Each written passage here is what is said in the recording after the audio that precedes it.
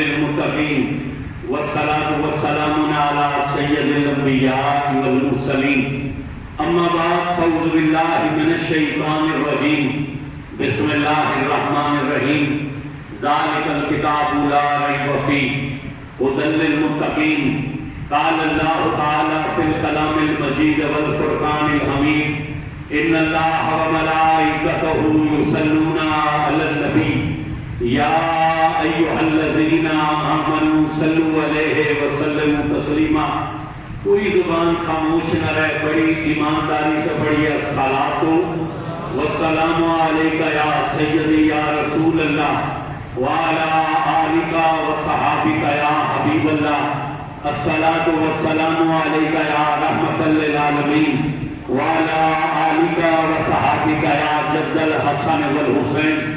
الصلاۃ والسلام علیک یا قائد الغر المحجلین وعلی آلک وصحابک یا امام الانبیاء والمرسلین. انتہائی قابل تکریم حضرات محترم، اللہ رب العزت نے قرآن مجید فرقان حمید میں اپنی کتاب کا تعارف کرواتے ہوئے ارشاد فرمایا ذالک الکتاب لا ریب فیہ، اس کتاب میں شک کی گنجائش نہیں ہے. ہدی للمتقین، یہ متقیوں کے لیے ہدایت ہے جنہوں نے حق درمی اور ضد سے کام نہ لیا اور میرے محبوب صلی اللہ علیہ وسلم پر ایمان لے آئے. اللہ فرماتا ہے ان کے لیے اس کتاب میں ہدایت ہے، اور جنہوں نے ضد اور حق درمی میں سے کام لیا اور یہ جانتے ہوئے بھی کہ یہ سچے رسول ہیں، نہ ان پر ایمان لائے نہ ان کی غلامی کا پٹا گلے میں ڈالا. اللہ فرماتا ہے محبوب آپ انہیں ڈرائیں یا نہ ڈرائیں، یہ ایمان نہیں لے کر آئیں گے. اللہ رب العزت نے اس قرآن کو حضور سید العالم پر تھوڑا تھوڑا کر کے نازل کیا.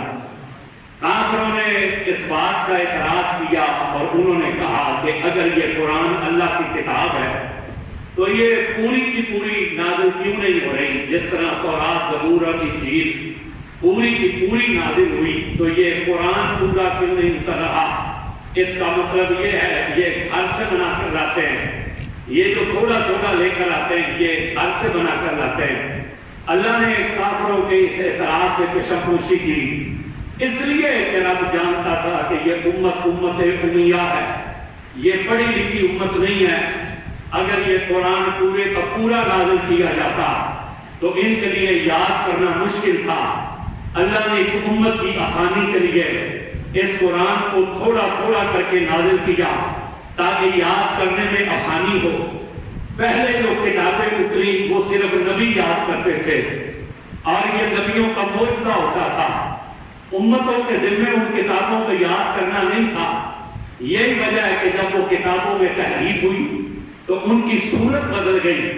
لیکن حضور سید العالم صلی اللہ علیہ وسلم کے توفیل اللہ نے اس امت پر کتنی مہربانی فرمائی کہ جس بندے کو اپنا نام لکھنا بھی نہ آتا ہو، اور نام لکھنا تو دور کی بات ہے، جسے اپنا لکھا ہوا نام بھی پڑھا ہوا نہ آتا ہو، قرآن کی 2 سورتیں اس کے کلیجے میں بھی موجود ہوتی ہیں. سورہ الحمد اور سورہ اخلاص اسے بھی یاد ہوتی ہے. اللہ نے حضور کی صدقے اس امت پر یہ احسان کیا کہ اس کی رحمت اس امت پر اتنی مہربان ہوئی کہ اس امت کا ایک ان پڑھ فرد بھی جب دنیا سے جاتا ہے تو وہ خالی سینہ نہیں لے کر جاتا، وہ کم از کم قرآن کی 2 سورتوں کا نور اپنے ساتھ لے کر جاتا. اللہ رب العزت نے اس قرآن کو اس امت کے لیے آسان کیا، تھوڑا تھوڑا کر کے نازل کیا تاکہ یہ آسانی سے یاد کر سکے. پھر یاد کرنے میں بھی اس امت کا ریکارڈ ہے. حضرت امام اعظم ابو حنیفہ رحمۃ اللہ علیہ کے 2 شاگرد مشہور ہیں، ایک حضرت امام ابو یوسف رحمۃ اللہ علیہ اور ایک حضرت امام محمد رحمۃ اللہ علیہ. یہ امام محمد رحمۃ اللہ علیہ سفر میں جا رہے تھے. ایک مقام پر پڑاؤ کرنے کے لیے جب قافلے کو روکا اور خیمہ لگایا گیا، خیمے میں چلے گئے تو اونٹوں سے کتابوں کے صندوق اتارے جا رہے تھے. تو ایک عیسائیوں کا عالم گزر رہا تھا، اس نے جب اونٹوں سے صندوق اترتے دیکھے کتابوں کے تو اس نے پوچھا یہ کس کا خیمہ ہے؟ اسے بتلایا گیا یہ مسلمانوں کے امام محمد کا خیمہ ہے۔ اس نے حضرت کے شاگردوں سے کہا کہ جاؤ اپنے امام سے کہو میں ان کے ساتھ مناظرہ کرنا چاہتا ہوں اور میں ثابت کروں گا کہ دین اسلام جھوٹا دین ہے اور مذہب عیسائیت سچا مذہب ہے۔ اس زمانے میں مناظرے یہی ہوتے تھے اسلام اور عیسائیوں میں اور یہودیوں اور مسلمانوں میں کہ سچا دین کون سا ہے۔ حضرت امام محمد رحمۃ اللہ علیہ آپ سونے بڑے تھے، اصیل و جمیل بڑے تھے۔ جب یہ پیغام آپ کو ملا آپ نے فرمایا ٹھیک ہے اگر وہ ہم سے مناظرہ کرنا چاہتا ہے تو اسے اجازت ہے۔ تو وہ عیسائی عالم اپنے شاگردوں کے ساتھ جب امام کے حجرے میں داخل ہوا پہلی نظر حضرت امام محمد کے چہرے پر پڑی تو قدموں میں گرا اور کہنے لگا مجھے کلمہ پڑھا کر مسلمان کیجیے۔ حضرت امام محمد نے کلمہ پڑھایا، جب باہر نکلا تو شاگرد کہنے لگے کہ تو بڑے دعوے کرتا تھا کہ میں ایک دلیل سے اس کی دلیلیں اڑا دوں گا اور میں ایسا مناظرہ کروں گا مسلمانوں کے اس ایمان کو چت کر دوں گا اور میں ایسے دلائل دوں گا کہ میں ان کے مذہب کو جھوٹا ثابت کر دوں گا، مگر مناظرہ کرنا تو دور ہے تیری زبان سے تیرے لفظ بھی نہ نکل سکا اور تو دیکھتے ہی قدموں میں گرا اور تم نے کلمہ پڑھ دیا۔ تو اس نو مسلم نے جو عیسائی پادری مسلمان ہو چکا تھا انہوں نے کہا سنو علم اب بھی میرے پاس ہے، دلیلیں مجھے یاد ہے، آواز میں دمدمہ بھی تھا اور جوش ہدایت بھی ہے اور سب کچھ موجود ہے، لیکن سنو میں نے سوال اس لیے نہیں کیا، میں نے جب ان کے چہرے کو دیکھا تو میرے دل نے کہا جلدی کر کلمہ پڑھ، اگر چھوٹا محمد اتنا پیارا ہے تو بڑا محمد کتنا پیارا ہوگا۔ اگر چھوٹا محمد اتنا پیارا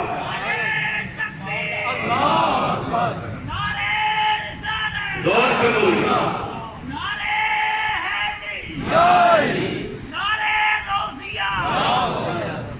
اس نے کہا میرے دل نے مجھے کہا کہ جلدی کر کلمہ پڑھ، اگر چھوٹا محمد اتنا پیارا ہے تو بڑا محمد کتنا پیارا ہوگا۔ یہ امام محمد رحمۃ اللہ علیہ جب حضرت امام اعظم ابو حنیفہ رحمۃ اللہ علیہ کے پاس پڑھنے کے لیے آئے تو آپ نے فرمایا قرآن یاد ہے؟ انہوں نے کہا یاد نہیں ہے۔ فرمایا جا پہلے قرآن حفظ کر کے آ، تشریف لے گیا، ٹھیک 8 دن کے بعد پھر آ گیا۔ حضرت امام اعظم ابو حنیفہ رحمۃ اللہ علیہ نے فرمایا میں نے تجھے قرآن یاد کرنے کے لیے بھیجا تھا، تو 8 دن کے بعد ہی آ گیا ہے۔ تو رو کر عرض کی اے استاد گرامی میں 1 ہفتے میں پورا قرآن یاد کر کے آ گیا۔ یاد کرنے میں سمت کرے گا۔ امام شافعی رحمۃ اللہ علیہ نے 2 دن میں قرآن یاد کیا، 2 دن میں پورا قرآن یاد کیا۔ اعلیٰ حضرت امام احمد اللہ خان رحمۃ اللہ علیہ جن کی نسبت سے ہم اپنے آپ کو بریلوی کہلاتے ہیں، حالانکہ مذہب ہمارا اہل سنت جماعت، اصل سنی ہم ہیں، اصل سنی ہم ہیں، ان کی نسبت کے سبب ہم بریلوی کہلاتے ہیں۔ توجہ کیجئے، اور یہ نسبت بھی کیوں ہے؟ اس لیے کہ یہ جو اعلیٰ حضرت سے ہماری نسبت ہے یہ حضور کی محبت کی وجہ سے، یہ حضور کا وہ عاشق ہے کہ جو فنا فی رسول ہے، جس کی محبت رسول سے اتنی ہے کہ اس کا عالم یہ ہے کہ آپ روئے زمین کے کسی کونے پر چلے جائیں، آپ امریکہ میں ہو، آپ جاپان میں ہو، آپ آسٹریلیا میں ہو، آپ برطانیہ میں ہو، آپ کینیڈا میں ہو، آپ روئے زمین کے کسی حصے میں ہو، آپ اذان میں جب حضور کا نام سن کر انگوٹھے چوم کر آنکھوں سے لگائیں گے تو کوئی شخص آپ سے یہ نہیں کہے گا کہ انت قادری، تو قادری ہے، انت چشتی، تو چشتی ہے، انت نقشبندی، تو نقشبندی ہے، انت سہروردی، تو سہروردی ہے۔ کوئی بندہ تم سے یہ نہیں کہے گا تو قادری ہے، یا چشتی ہے، یا سہروردی ہے، یا اویسی ہے، یا نشائی ہے، یا تو نقشبندی ہے، یا مجددی ہے، یا عطاری ہے۔ جب تم انگوٹھے چوم کر آنکھوں سے لگاؤ گے تو پوچھنے والا یہ پوچھے گا انت بریلوی کیا تو ہے مدرسہ کا ماننے والا؟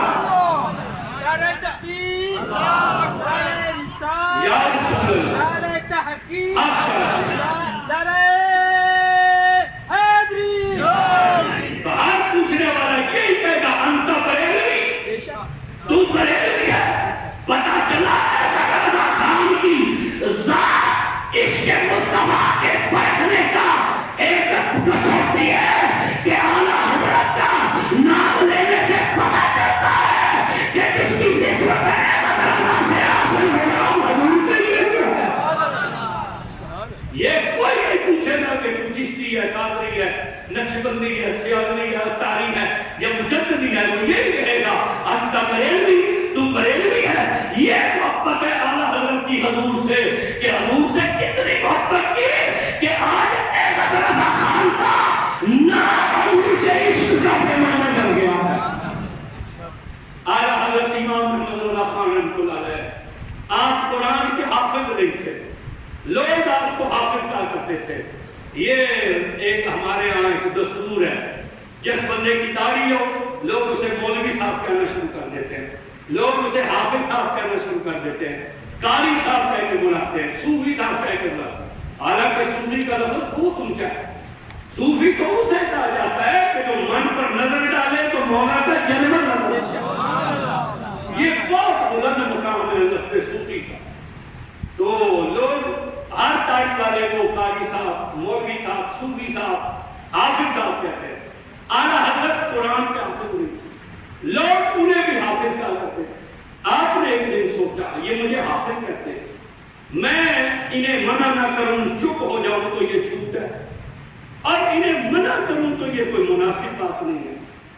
تو بجائے اس کے کہ چپ کروں اور منع بھی نہ کروں، منع کروں تو غیر مناسب ہے، کیوں نہ میں قرآن ہی یاد کر سکوں۔ تو جس دن یہ خیال آیا وہ 28 شعبان کا دن تھا، اگلے دن رمضان کا چاند نظر آنا تھا، تو اعلان کر دیا اس مرتبہ نماز تراویح میں قرآن احمد رضا خود سنا ہے۔ روزانہ 1.25 پارہ یاد کرتے، تراویح کی نماز میں سناتے، 27 دن میں پورا قرآن یاد کر دیا۔ یاد کرنے میں بھی اس امت کی شان بے مثال ہے، سمجھنے میں بھی اس امت کی شان نرالی ہے، سمجھنے میں بھی اس امت کی شان نرالی ہے، پڑھنے میں بھی اس امت کی شان نرالی ہے۔ سمجھنے کا عالم کیا ہے؟ حضرت عبداللہ بن عباس رضی اللہ عنہ رسول اللہ کے سگے کے تعداد پائی ہے۔ آپ فرماتے ہیں میرا غلام اونٹ لے کر جائے چرانے کے لیے، شام کو جب واپس پڑھتے تو اونٹوں میں سے ایک اونٹ کے پاؤں میں رسی نہ ہو، تو فرماتے ہیں میں غلام سے نہیں کہتا کہ جا کر رسی ڈھونڈ کر لا، میں قرآن کھول کر اس میں سے رسی تلاش کر لیتا ہوں کہ رسی کہاں، میں قرآن کھول کر رسی تلاش کرتا ہوں کہ رسی کہاں۔ قرآن تو ہمیں بھی یاد ہے، یہاں پہ حافظ بیٹھے ہوئے، چلو ہم حافظ نہیں، ہم ناظرہ خان ہیں، ہمارے قاری صاحب آج نہیں ہیں، ان کے والد صاحب بیمار ہیں، دعا کریں اللہ ان سے کوئی زندگی ہے۔ ہم کیوں نہیں ڈھونڈ لیتے؟ ہماری چیزیں بھی گر جاتی ہیں رستے میں، موٹر سائیکلوں پر سفر کرتے ہوئے چوری ہو جاتی ہے۔ ہمیں آج ایسا بندہ کیوں نہیں ملتا ہے جو قرآن کھول کر ہمیں نکال کر بتلا دے؟ ہمیں کیوں بندہ نہیں ملتا؟ ہم میں قرآن کے حافظ نہیں، ہم میں صرف حافظ نہیں، استاد الحفاظ بھی موجود ہے۔ ایسے ایسے لوگ موجود ہیں کہ جنہوں نے ایک حافظ نہیں سینکڑوں کی تعداد میں قرآن کے حافظ ہونا، مگر ہمیں یہ مقام حاصل کیوں نہیں؟ تو اس کی ایک وجہ ہے کہ ہم قرآن خوانی کو جانتے ہیں، ہم قرآن کے حافظ تو ہیں، مگر وہ جو نکاح حضرت عبداللہ بن عباس پر حضور کی تھی وہ کسی اور پر نہیں ہے، اور وہ نکاح ہوئی کس طرح تھی؟ سگے چچے کا بیٹا ہے۔ فرماتے ہیں میری خالہ کا نام تھا حضرت سیدہ میمونہ رضی اللہ عنہا، حضور کی زوجہ تھی، ام المؤمنین تھی۔ میرے والد حضرت عباس نے ایک دن مجھے کہا اے عبداللہ آج تیری خالہ کے گھر میں حضور کی قیام کی رات ہے، تو تم ایسے کرو آج رات اپنی خالہ کے گھر میں جا کر رہنا، رات کو نبی پاک جو عمل کرے وہ ہمیں بتلانا تاکہ ہم بھی وہ عمل کیا کریں۔ یہ ہے حضور کے صحابہ کی شان کہ جب نبی پاک کوئی عمل کرتے تھے وہ فوراً دیکھ کر اس پر عمل کرنا شروع کر دیتے تھے، اور آج ہماری کیا حالت ہے؟ جب ہمیں پتہ چل جائے کہ یہ عمل نبی پاک سے ثابت ہے تو ہم چھلانگ لگا کر دوسری طرف ہو جاتے ہیں۔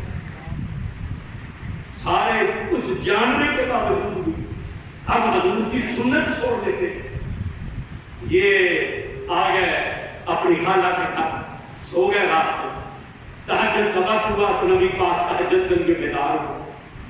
اب دو روایتیں، ایک روایت یہ ہے کہ جب تہجد کے لیے وضو کا وقت آیا تو انہوں نے لوٹا پانی کا بھر کر حضور کو پیش کیا. مگر دوسری روایت ہے کہ جب تہجد کا وقت ہوا نبی پاک تہجد کے لیے کھڑے ہوئے.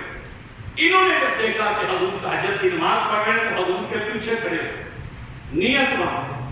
اب جب دو بندے نماز اکٹھی پڑھے تو پھر جماعت کا طریقہ کیا ہوگا؟ آگے پیچھے کھڑے ہوں گے کہ ساتھ ساتھ کھڑے ہوں گے؟ آگے پیچھے نہیں ہوں گے، ساتھ ساتھ کھڑے ہوں گے.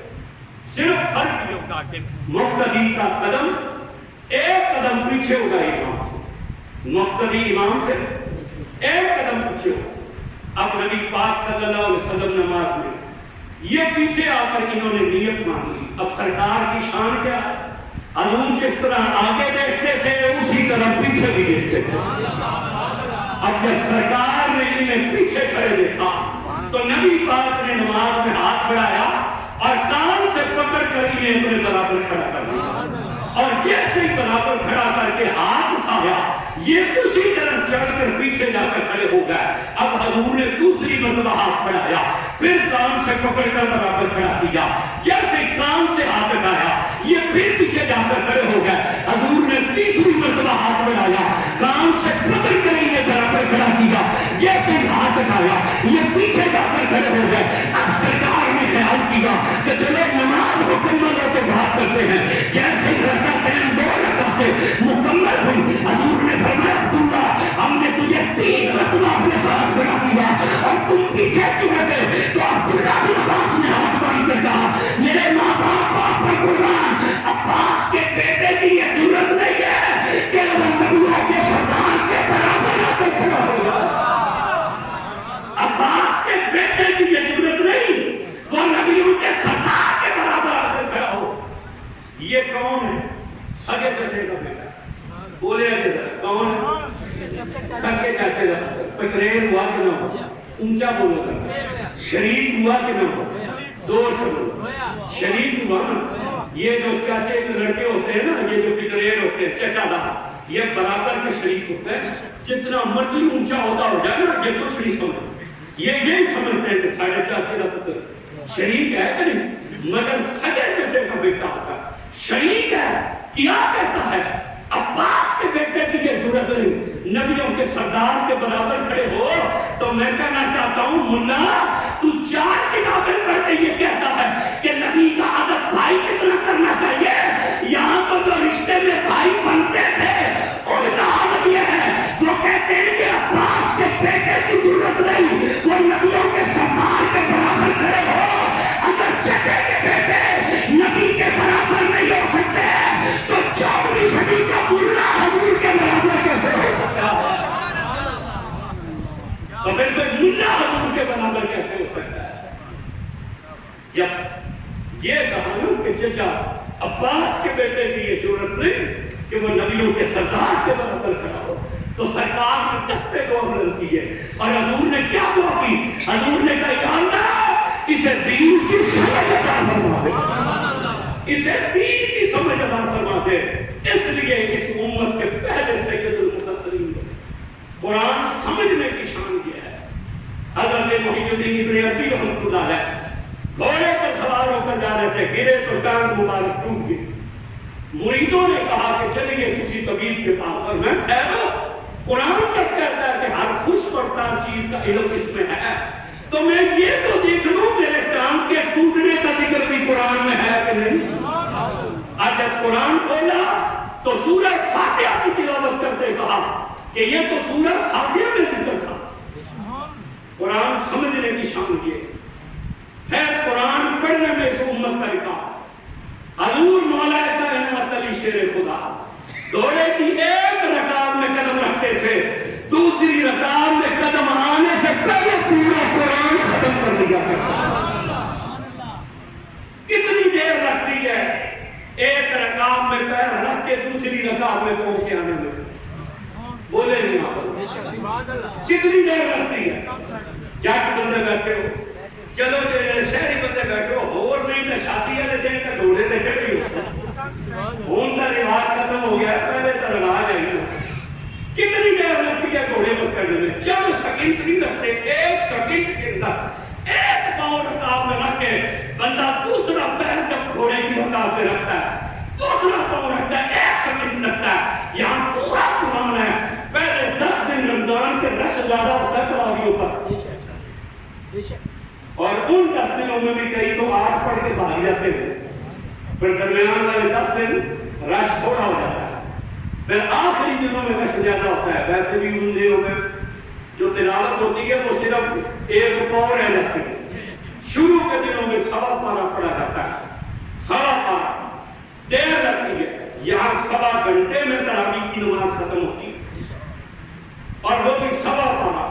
عام ناظرہ خان پارہ پڑھے تو اسے 25 سے 30 منٹ لگتے. حافظ قرآن پڑھے تو اسے 10 سے 12 منٹ لگتے. تو اگر ایک پارہ حافظ بھی پڑھے اتنی دیر لگتی ہے تو 30 پاروں پر کتنا وقت لگتا ہے. لیکن علی پاک کی شان کیا ہے؟ گھوڑے کی رکاب میں قدم رکھتے ہیں، دوسری رکاب میں پاؤں آنے سے پہلے پورا قرآن ختم ہو جاتا. پوچھنے والے نے پوچھا یہ شان کہاں سے حاصل کی؟ یہ شان کہاں سے حاصل کی؟ مولوی عبدالشکور لکھنوی جو یہ دیوبندیوں کے مولوی عبدالستار دوسری کا استاد ہے، وہ بھی علی پاک کی اس کرامت کا ذکر اپنی کتاب میں کرتا ہے. تو وہ پوچھا یہ شان کہاں سے ملی؟ تو مولا فرماتے ہیں معراج کی شب اور جب ہجرت کی شب رسول اللہ نے فرمایا علی میرے بستر پر لیٹ جا تو میں حضور کے بستر پر لیٹا تو مجھے خیال آیا کہ داؤد علیہ السلام کو اللہ نے یہ شان عطا کی تھی کہ وہ گھوڑے کی رکاب میں قدم رکھتے تھے. جتنی دیر میں قدم دوسری رکاب میں آتا تھا وہ پوری زبور شریف کی تلاوت کر لیتے تھے. تو علی فرماتے ہیں کہ رسول کے بستر پر لیٹا میں نے اللہ سے ہاتھ اٹھا کر کہا یا اللہ جو تیرے نبی سے ان کا معجزہ تھا، میں نبی نہیں ہوں مگر تیرے نبی کا بھائی ہوں، میں تیرے یار کا وسیلہ کرتا ہوں کہ مجھے یہ کرامت عطا فرما. فرماتے کہ دعا مانگ کر جیسے میں نے حضور کی چادر اپنے بدن کر لی تو میرے جسم کے ایک ایک روح سے قرآن کی تلاوت کی آواز ادا ہو گئی. میرے بدن کے ایک ایک روح سے قرآن کی تلاوت کی آواز ہے. ڈاکٹروں کے پاس جانے کا بھی اتفاق ہوا ہے، اللہ تعالیٰ نہ لے جائے لیکن ہوا تو ہو گئی. بولیے نا، ڈاکٹروں کے پاس جانے کا اتفاق ہوا ہے؟ بولو تو صحیح. چھاپ کو جب کلینک میں جاتے ہو تو وہاں کوئی چارٹ لگے ہوتے ہیں، اس میں پورا بندہ بنا ہوتا ہے، اس کا سکیچ کھینچا ہوتا ہے، پھر لکیریں ہوتی ہیں، یہ آنکھیں، یہ کان ہے، یہ دماغ ہے، یہ دماغ کی ہڈی ہے، یہ گردن ہے، یہ شہرگ ہے، یہ دل ہے، یہ ساتھ میں جگر ہے، یہ معدہ ہے، یہ پتا ہے، یہ دلی ہے، یہ پھیپھڑے ہیں، یہاں پر گردے ہیں، پھر یہ ٹانگوں کے مسل ہیں، یہ کندھے کے پٹھے ہیں. نقشہ بنا ہوتا ہے کہ نہیں بنا ہوتا؟ بولو تو صحیح. یہ ڈاکٹروں کو اس نقشے کا کیسے پتا چل گیا؟ ڈاکٹروں نے کیسے جان لیا کہ دل کہاں پر، پسلیاں کہاں پر، دانت کتنے ہیں، اور دائیں طرف پسلیاں کتنی ہیں، اور بائیں طرف پسلیاں، بائیں طرف پسلیاں کتنی ہیں، یہ کیسے جان لیا؟ جب یہ سائنس ترقی کیا گئی نا تو اس نے انسان کے وجود کا پوسٹ مارٹم کیا. انہوں نے سر سے لے کر پاؤں کے ناخن تک انسان کے جسم پر ریسرچ کی تو انہیں پتا چلا یہاں دل ہے، اور دل کے 4 چیمبر ہوتے ہیں اور 4 نالیاں ان میں سے نکلتی ہیں جن کے ذریعے خون کی سرکولیشن ہے. انہیں پتا چلا یہاں جگر ہے، یہاں معدہ ہے، یہاں دلی ہے، یہاں پر جناب بندہ پھیپھڑے ہیں، یہاں پر گردے ہیں، یہاں پر سلام سام ہے. تو جب اس سائنس نے ریسرچ کی تو آپ کی میڈیکل سائنس 1400 سال کے بعد اس نتیجے پر پہنچی کہ سر سے لے کر پاؤں کے ناخنوں تک انسان کے پورے وجود میں اللہ نے جو مسام رکھے ہیں ان کی تعداد 6666 ہے. انسان کے جسم کے مسام 6666 ہے. ادھر سے قرآن کی آواز بلند ہوئی کہ انسان کے جسم کے اگر مسام 6666 ہے تو قرآن کی آیتیں بھی 6666 ہے.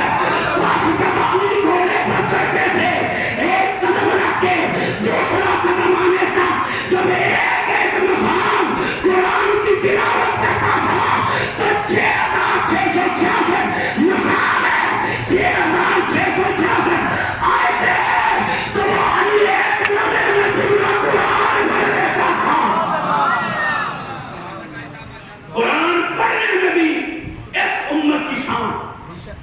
سوچنا ذرا، جس کا علی ایک لمحے میں قرآن ختم کر دے، سبحان اللہ، اسی نہ بولنا پرچہ جانا، اور جس کا علی ایک آن میں قرآن ختم کرے، جس کے منہ میں صرف لعاب ڈالا،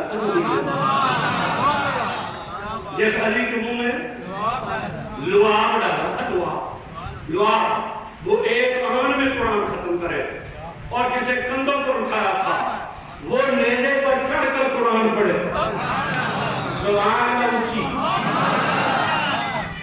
علی ایک آن میں قرآن ختم کرے، اور وہ جسے کہا تھا تو مجھ سے ہے،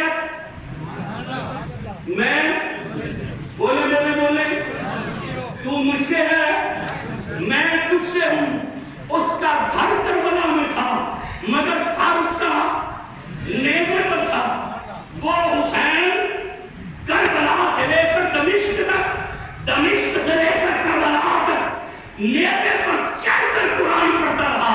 تو میں اتنا کہنا چاہتا ہوں، جس کو سینے سے لگا اور 3 دن کا ہاتھوں پر اٹھائے اور منہ میں لعاب ڈالے، وہ تو ایک لمحے میں قرآن ختم کرے، اور جسے 6 سال نبی چنتا رہا، کندھوں پر بٹھاتا رہا، سجدے میں کرتا رہا، ٹکڑے چھوڑتا رہا، وہ نیزے پر چڑھ کے قرآن پڑھے، تو جس کے علی اور حسین کی قرآن خوانی کا عالم یہ ہے، اس نبی کے اپنے قرآن پڑھنے کا عالم کیا ہوگا، اس رسول کے اپنے قرآن پڑھنے کا عالم کیا ہوگا۔ قرآن پڑھنے میں بھی اس امت کا کمال ہے، سمجھنے میں بھی کمال ہے، یاد کرنے میں بھی کمال ہے۔ پھر توجہ کیجیے گا، یہ قرآن جو ہے اللہ تعالیٰ نے صرف لفظ حضور پر نازل نہیں کی، اس قرآن کے معنی اور مطالب بھی حضور کو اللہ نے ان سے بھی عطا کیا، صرف لفظ قرآن پر نہیں اترے۔ اور یہ بھی یاد رکھنا، حضور قرآن کے نزول میں جبریل کے بھی محتاج نہیں ہے، حضور قرآن کے نزول میں جبریل کے محتاج نہیں ہے، جبریل صرف لفظ لے کر آتا ہے۔ یہی وجہ ہے کہ جب یہ آیات اتری نا، قاف آیا عین صاد، تو جبریل آئے، اللہ کا سلام دیا اور کہا رب فرماتا ہے قاف، حضور نے فرمایا علم کو میں نے جان لیا، جبریل نے کہا قاف، حضور نے فرمایا علم کو، اس نے کہا یا، حضور نے فرمایا علم کو، اس نے کہا عین، حضور نے فرمایا علم کو، اس نے کہا صاد، حضور نے فرمایا علم کو، تو اس نے ہاتھ باندھے، اس نے کہا قرآن تو میں اب لے کر آتا ہوں، آپ نے پہلے کیسے کر دیا؟ حضور نے فرمایا سن، تو قرآن کے لفظ لے کر آتا ہے، اس کے معنی اللہ میرے دل پر پہلے ہی نازل فرما دے، اس کے معنی اللہ میرے دل پر پہلے نازل فرما دے۔ اللہ تعالیٰ نے صرف قرآن کے لفظ نہیں اتارے، حضور کو قرآن کا علم دیا تھا، اور نبی پاک کو جب یہ قرآن دے کر بھیجا، کس لیے بھیجا؟ کہ یہ پاک یزکیہم، یہ لوگوں کو پاک کرے۔ تو حضور نے 23 سال کے اندر جو لوگ آپ پر ایمان لائے انہیں پاک کیا، ان کو پاک کیا۔ اب توجہ کیجیے گا، قرآن یہ کہتا ہے کہ ہر خشک اور تر چیز کا علم لوح محفوظ میں، ہر خشک اور تر چیز کا علم، کوئی چیز چھوٹی یا بڑی ہو، ہر چیز کا علم لوح محفوظ میں۔ پھر قرآن یہ کہتا ہے کہ لوح محفوظ کا علم اس قرآن میں ہمارے استاد جی حضرت علامہ مولانا محمد اشرف سیالوی رحمۃ اللہ علیہ احمد کو سیال تشریف لے کے تقریر کرنے، کیونکہ جس طرح جنگ میں بیماری زیادہ ہے وہاں پر بھی بیماری زیادہ ہے۔ جب رات جلسہ ہو گیا تو رات نہیں قیام کرنا تھا، تو صبح ناشتے کے وقت دوسری کمپنی کے چند مولوی آ گئے، تو جب آئے اور سلام دعا ہوئی تو حضرت صاحب نے انہیں فرمایا آؤ ناشتہ کرو۔ کہنے لگے جی ناشتے کی ضرورت نہیں ہے، ایک سوال لے کر آئے ہیں، اس کا جواب چاہیے۔ آپ نے فرمایا کرو سوال۔ تو انہوں نے کہا کہ حضور کو قیامت کا علم تھا، حضور کو قیامت کا علم، یہ سوال انہوں نے کیا، حضور کو قیامت کا علم تھا۔ تو جب یہ کہا تو آپ مسکرائے، آپ نے فرمایا قرآن یہ اعلان کرتا ہے کہ ہر چیز کا علم لوح محفوظ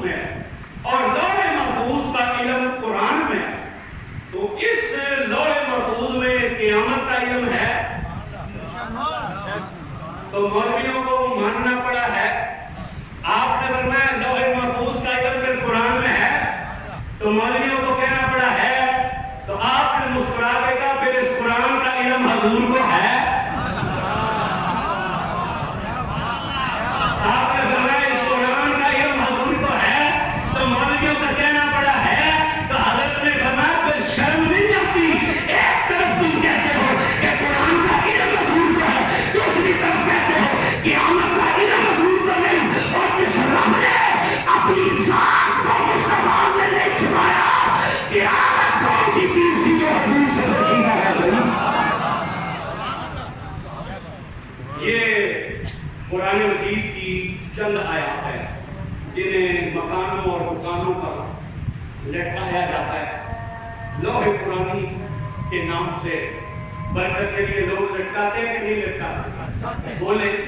اور کیا لکھا ہوتا ہے کہ جو شخص اسے صبح اٹھ کر لکھے گا اس کی مشکلیں آسان ہو جائیں گی, اس کی مشکلیں آسان ہو جائیں گی. یہ لوح قرآنی لگائی جاتی ہے, چھاپی جاتی ہے, فریم بنائے جاتے ہیں. یہ لوح قرآنی کیا ہے؟ یہ وہ چند آیات ہیں کہ جنہیں حروف مقطعات کو لگا دیتا. کیا ہے یہ حروف مقطع؟ اور کتنے مفسرین آج تک پیدا ہوئے اور قیامت کی صبح تک پیدا ہوئے جب وہ قرآن کا ترجمہ اور تفسیر کرنے لگے, ان حروف مقطعات پر جب وہ کھولتے تو انہوں نے اس کے نیچے لکھا ان کا علم یا اللہ جانتا ہے یا اللہ کے بتلانے سے حضور جانتا ہے. یا اللہ جانتا ہے یا اللہ کے بتلانے سے حضور جانتے ہیں. جتنے جو میں ناکا کی ہے اتنے جو میں بتاتے ہیں. توجہ ہے. یہ ہمارے طارق بھائی صاحب ہیں, بڑی محبت والے دوست ہیں ہمارے, کافی دنوں کے بعد آئے. تو جو لوگ ہم سے ملتے ہیں نا وہ ہماری نظر میں, تو پھر میں دیکھتا رہتا ہوں کہ لوگوں کو پھر فون کرتا ہوں کہ تمہیں پہلے راہڑی ہو رہی ہے, آپ کو جرمانہ کرنا پڑے. وہ جو ملتے ہیں ان سے تو پھر ایک آشنائی اور محبت ہو جاتی ہے. جو بغیر ملے چلے جاتے ہیں ان کا پھر پتہ ہی نہیں ہوتا.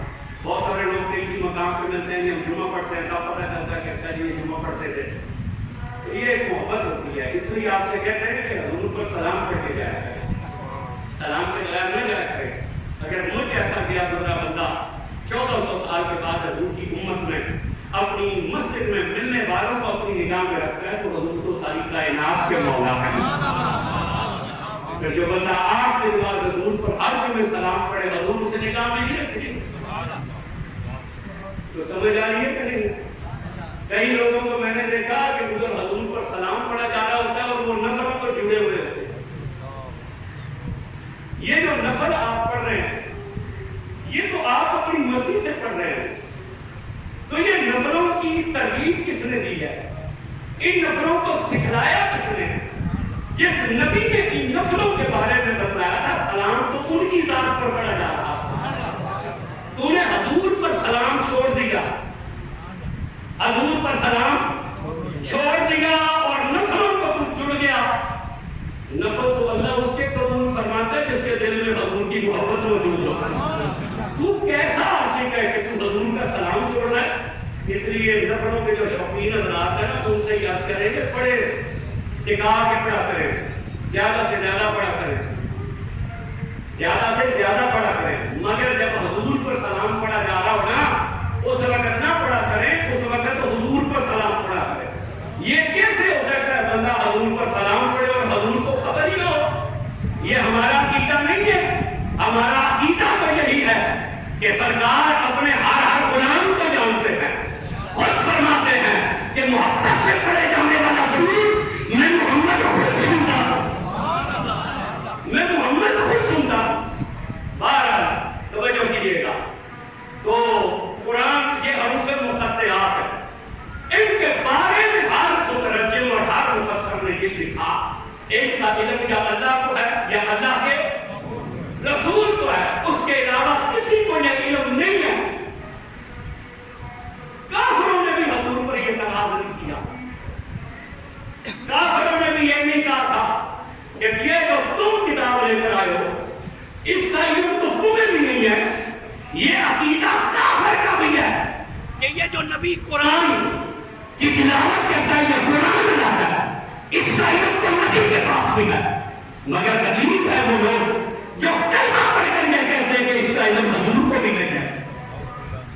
اگر نبی پاک کو قرآن کا علم نہیں تو پھر کس کو قرآن کا علم؟ میرے دوست اور میرے بھائیوں، اللہ رب العزت نے اس قرآن کو حضور پر نازل کیا اور اس کے اندر حکمتیں اور کتنی رکھی ہیں۔ حضرت شیخ محقق شاہ عبدالحق محدث دہلوی فرماتے ہیں ہر حرف کے نیچے 10 ہزار معنی۔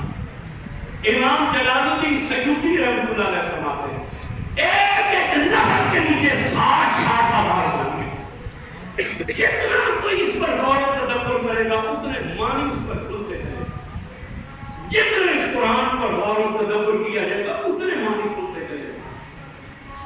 اس قرآن کو اللہ رب العزت نے حضور سید عالم کے ذریعے اس امت کو عطا کیا۔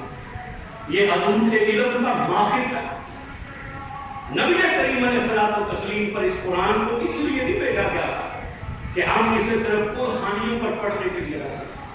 آج ہم نے تو قرآن کو صرف استعمال یہ رکھ لیا ہے کہ جب کوئی مر جائے تو وہاں قرآن لے کر بیٹھو۔ اللہ نے یہ قرآن صرف خانیوں اور جلیسوں پر پڑھنے کے لیے نازل نہیں کیا تھا، اس نے تو اس لیے نازل کیا تھا کہ اس قرآن پر عمل کیا جائے۔ اس قرآن یہ پورا ایک نظام حیات، اس قرآن کے مطابق زندگی گزاری جائے، اس قرآن کے مطابق اپنی زندگی کو جو ہے وہ تشکیل دیا ہے۔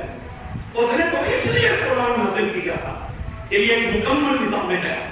کون سی چیز ہے جس کا ذکر قرآن میں نہیں؟ کون سا مسئلہ جس کا ذکر قرآن میں نہیں؟ ہر معاملے کا ذکر قرآن میں موجود ہے، ہر مسئلے کا ذکر قرآن میں موجود ہے۔ یہ تو آگے سمجھنے والوں کا معاملہ ہے۔ حضرت عمر رضی اللہ عنہ کا زمانہ ہے، 2 عورتوں نے 2 بچوں کو جنم دیا ہے۔ ایک عورت نے لڑکے کو جنم دیا، ایک عورت نے لڑکی کو جنم دیا۔ غلطی سے بچے تبدیل ہو گئے، جھگڑا پڑ گیا۔ دونوں عورتوں کا دادا میں بیٹے کی ماں ہوں، بیٹی کی ماں بنتے ہی کوئی نہیں۔ مقدمہ حضرت عمر کے دربار میں آیا، امیر المومنین آپ فیصلہ کیجیے لڑکے کی ماں کون ہے، لڑکی کی ماں کون ہے؟ حضرت عمر جیسا مرد چکرا گیا کہ کیسے پتا چلے لڑکے کی ماں کون ہے، لڑکی کی ماں کون ہے، جسے رسول نے کہا تھا اگر میرے باپ کوئی نبی ہوتا تو عمر ہوتا۔ وہ عمر جیسا مرد حیران ہو گیا کہ کیسے پتا چلے لڑکے کی ماں کون ہے، لڑکی کی ماں کون ہے۔ آپ کی سپریم کورٹ کے 17 جج ہیں، اب تو ان کے اپنے اندر جھگڑا پڑا ہوا ہے۔ 5 آپ کے ملک میں ہائی کورٹیں ہیں، پورے ملک کے سیشن جج ملاؤ، ایڈیشنل ملاؤ، سول ملاؤ، مجسٹریٹ ملاؤ، یہ ڈی سی، کمشنر، اے سی، یہ پٹواری، تحصیلدار، یہ ناظم، councillor, M L A, M P A, یہ سینیٹر، یہ سارے سیاستدان، ان سب کو ملا کر کہو کہ کوئی ڈی این اے نہ کرائے، کوئی الٹرا ساؤنڈ نہ کرے، کوئی خون ٹیسٹ نہ کرے، کوئی ایکسرے نسرے نہ کرے۔ یہ سارے مل کر اپنی عقل کے مطابق فیصلہ کرتے کہ لڑکے کی ماں کون ہے، لڑکی کی ماں کون ہے۔ میری نہ مطلب لو منوا حضرت عمر کا سامان چکرا گیا کہ کیسے پتا چلے لڑکے کی ماں کون ہے، لڑکی کی ماں کون ہے۔ جب حضرت عمر کو بھی سمجھ آئی تو پھر عمر نے بھی مسکرا کے کہا کہ آئیے مدد نہیں، جس کا نکاح ٹوٹ جاتے جائے مدد کہنے سے وہ چپ ہے، جس کا پکا ہوتا اسے کلیجے میں زور لگا کے کہنا چاہیے سبحان اللہ۔ جب حضرت عمر کو بھی سمجھ رہا ہوں، عمر نے بھی کہا یا علی یدرکن، یا علی یدرکنی، مدد کی تھی آگے مولا۔ آج 18 دن آ گیا نا، آج غدیر خم ہے، عید نہیں ہے، عید نہیں ہے جو ظہور بیان کریں گا، عید نہیں ہے۔ آج ولایت علی کا اعلان، ہم اہل سنت ہے، نہ ناصری ہے نہ خارجی ہے، نہ علی کے منکر ہے نہ عثمان کے منکر ہے، علی کے بھی نوکر ہے عثمان کے بھی نوکر ہے۔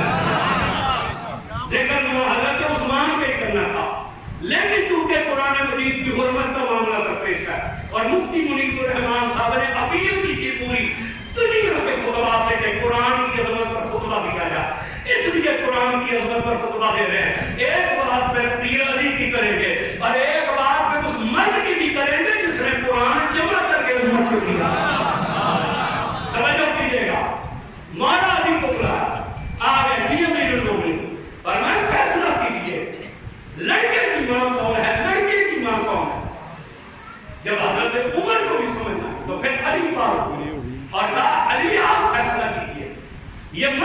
درپیش ہے، پتہ نہیں چلتا لڑکے کی ماں کون ہے، لڑکی کی ماں کون ہے. جب مقدمہ پیش کیا علی نے مسکرا کے فرمایا کہ گالی کیوں جنہاں کی ماں علی کی محبت ٹوٹی ہوئی ہے لچھے کے بولے میں سبحان اللہ. علی نے مسکرا کے کہ گالی کوئی نہیں، گالی کوئی نہیں. مولا نے کہا تو پیادے لائے پیادے لائے.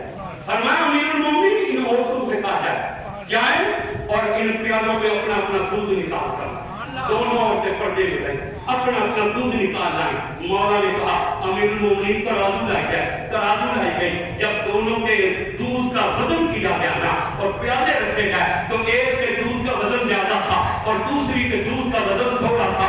علی نے مسکرا کے کہا جس کے دودھ کا وزن زیادہ ہے وہ بیٹے کی ماں ہے، جس کا تھوڑا ہے وہ بیٹی کی ماں ہے.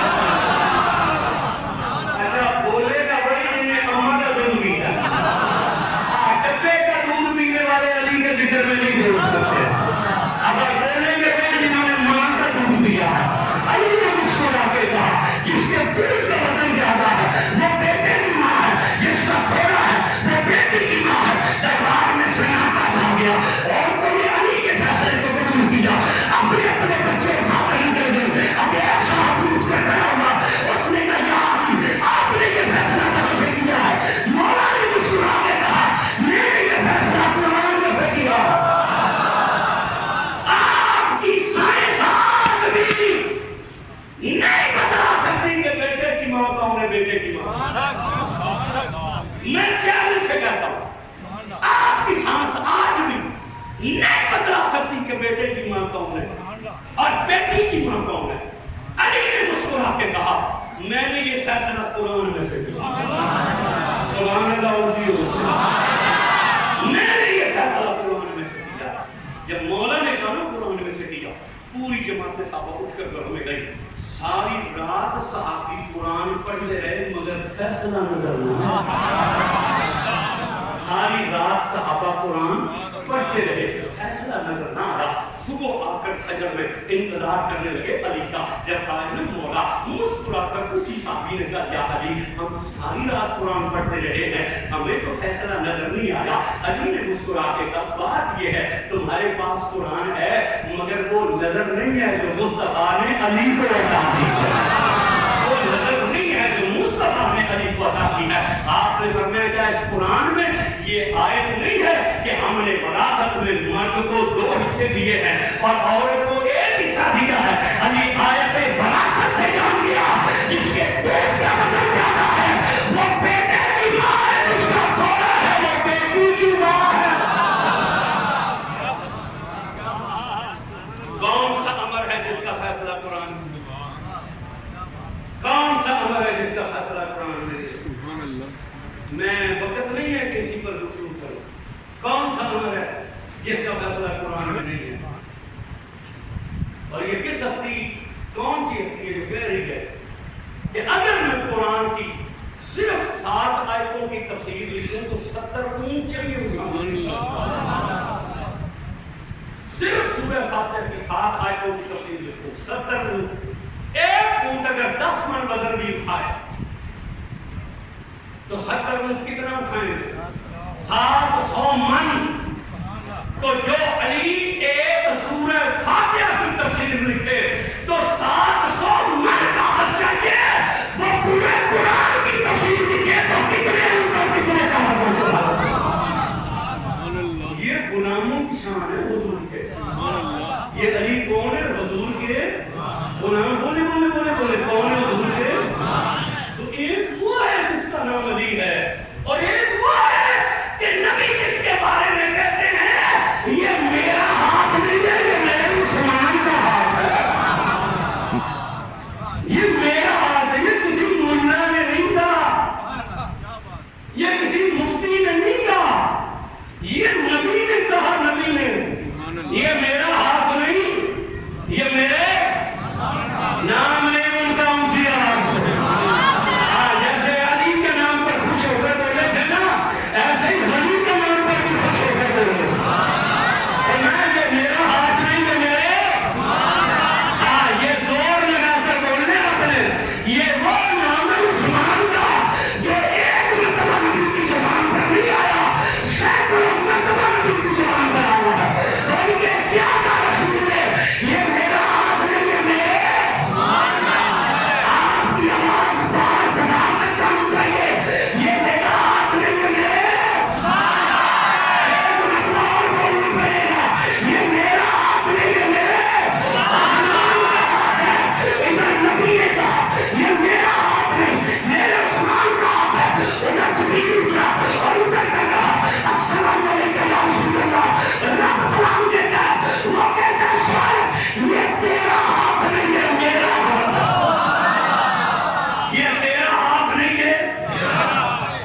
اونچا بولیے گا یہ تیرا ہاتھ نہیں ہے، رب نے کہا، یہ نبی نے کہا یہ میرا ہاتھ نہیں ہے، میرے اونچا نام اونچا لینا، اونچا لینا، اونچا لینا۔ آج جو اسلام سے جلتا ہے نا اسے جلانا ثواب ہے، جو اسلام سے جلتا ہے اسے جلانا آپ کے سردے میں پھرانا چاہیے، بولو جلانا چاہیے، یہ جلے گے قیامت کی صبح تک، جلتے رہیں گے۔ اس لیے یہ ان کے غدار ہیں جنہوں نے رسول اللہ سے وفا کی۔ یہ ایک مرتبہ داماد نہیں بنا، 2 مرتبہ داماد بنا۔ اور جب دوسری بیٹی فوت ہوئی تو روتے ہوئے حضور نے کہا ماں کی کا یا عثمان، عثمان کیوں روتا ہے؟ انہوں نے کہا بیٹی فوت ہو گئی، حضور میری بیوی فوت ہو گئی، آپ کی شہزادی فوت۔ حضور نے کہا کہ روتا کیوں؟ انہوں نے کہا اس لیے نہیں روتا کہ عثمان کو عورت نہیں ملتی۔ مدینے کا سب سے امیر مرد کا نام، آج بھی سعودی عرب کے بینک میں حضرت عثمان غنی کا اکاؤنٹ کھلا ہوا ہے۔ آج بھی مدینہ شریف میں حضرت عثمان غنی کے نام کا بجلی کا بل آتا ہے۔ آج بھی مدینے کی بلدیہ کے لینڈ ریکارڈ میں مدینہ تو رسول کی آدھی سے زیادہ زمین کے مالک کا نام عثمان غنی ہے۔ آج بھی مدینہ شریف میں حضرت عثمان کا لنگر چلتا ہے۔ وہ جو کنواں خریدا تھا، جب حضور مدینے آئے تو ایک ہی کنواں تھا۔ میں بھول جاتا ہوں اور آپ بھی بھول جاتے ہیں، یہ مسجد کے لیے آ رہے ہیں۔ میں نے آپ سے کہا تھا کم از کم 50 روپے، زیادہ سے زیادہ 100 پھر آپ کی جو ہمت ہے وہ کریں، تعاون کیا کریں۔ اور 10-12 ہزار پہ آپ لوگ آ گئے ہیں، یہ کوئی اچھی بات تو نہیں ہے نا، ابھی تو ہم نے کام بھی شروع کروانا ہے، تو خدمت زیادہ سے زیادہ کیا کریں۔ ایک ہفتے بعد 100 روپے کوئی نہیں ہوتا مسجد میں، اور یہ جو مسجد نبی بنی ہے، اے ریاض الجنہ، قرآن خدا کی مسجد پہ خرچ کرو تو ثواب۔ چلو جو سمجھتے ہیں ثواب ہے وہ بول سکتے ہیں۔